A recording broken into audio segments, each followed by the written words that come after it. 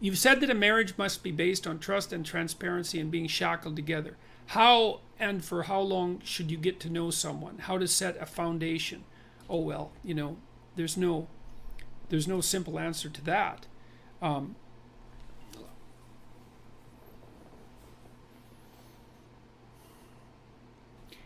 I think that you should know someone well enough so that you know if you can negotiate with them, and so that you have started to formulate a vision of your joint future that you can both look forward to with enthusiasm and confidence. So, and of course that's going to depend to some degree on your level of maturity, but that means you've considered such things as, do you have a sufficient number of joint interests, and are you oriented in the same direction with regards to how you're going to handle your joint careers and the possibility of children, and the manner in which you're going to interact with your in-laws. And you have to start thinking about, you have to start considering your life together from the perspective of practicality and economics, I would say. So it can't just be that massive erotic attraction that's associated with love, although I think that's extraordinarily important, and you're unbelievably fortunate if you have that, and you should do everything you can to maintain it, and that takes effort. That takes real effort and will. But you need to ally that with maturity and intelligence, and the maturity and intelligence is, okay, we're going to put our lives together. What's that going to look like at the level of detail? How are we going to handle our finances? Where are we going to live? What are our joint plans going to be, etc. One of the things that my business partners and I plan to do in what would you say, that in as an analog to the self-authoring suite, is that we want to develop an online program to help people negotiate their relationships.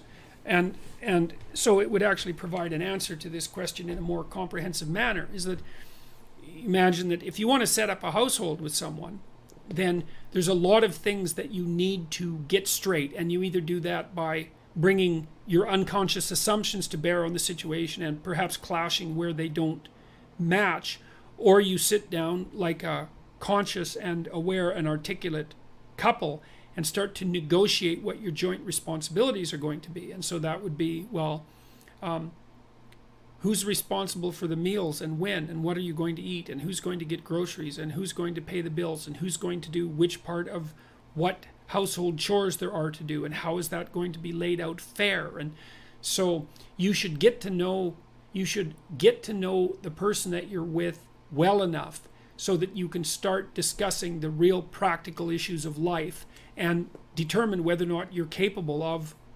negotiating that. And I don't think that necessarily means that you should live together, because the evidence is actually quite strong, at least the last time I looked, that people who live together are more rather than less likely to be divorced. Now that might have nothing to do with the actual act of living together. It might be that people who are more likely to get divorced are also those who are more likely to merely live together. But I don't think that's a great solution for reasons I won't get into now.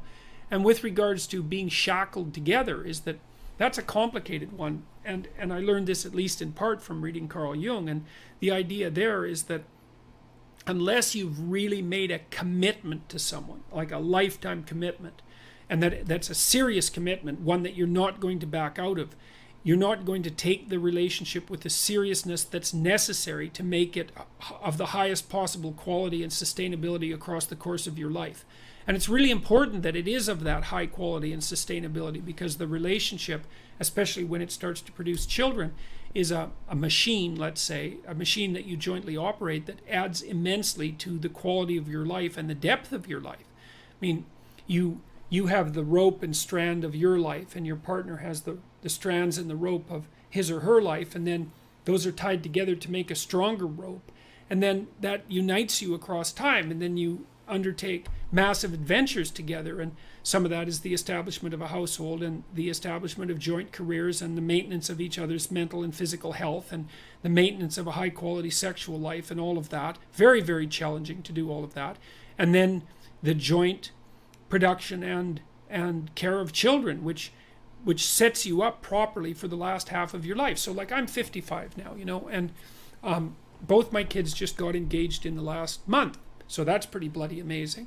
And they're both setting up households, and they're stepping into adulthood, and I'm fortunate enough to have them in the city that I live in. So hooray for me. That's so bloody fortunate that I can hardly believe it. I mean, we've helped them out and tried to make it, what would you say, to make the possibility of their living here be something that's viable. But I'm absolutely thrilled that they're going to be around, and I'm looking forward immensely to having grandchildren. And like, what else are you going to do when you're 55?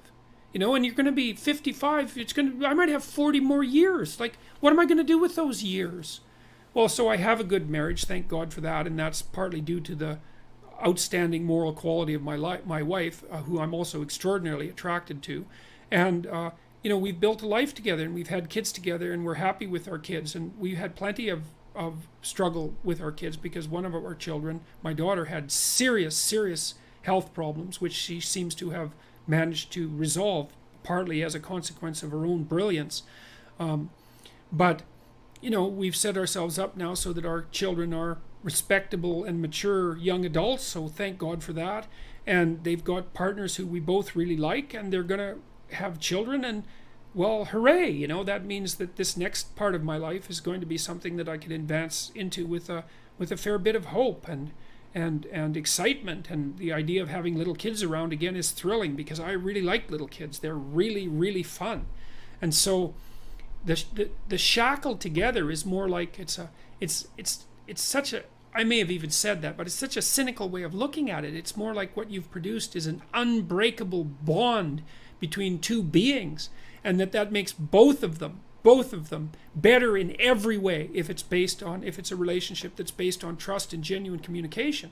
It's a very difficult thing to attain, because you have to be willing to tell the truth, and the truth is generally a horrible thing. I mean, it's easy to tell truth when everyone wants to hear what you have to say, but it's very difficult to tell the truth when no one wants to hear it, least of all yourself.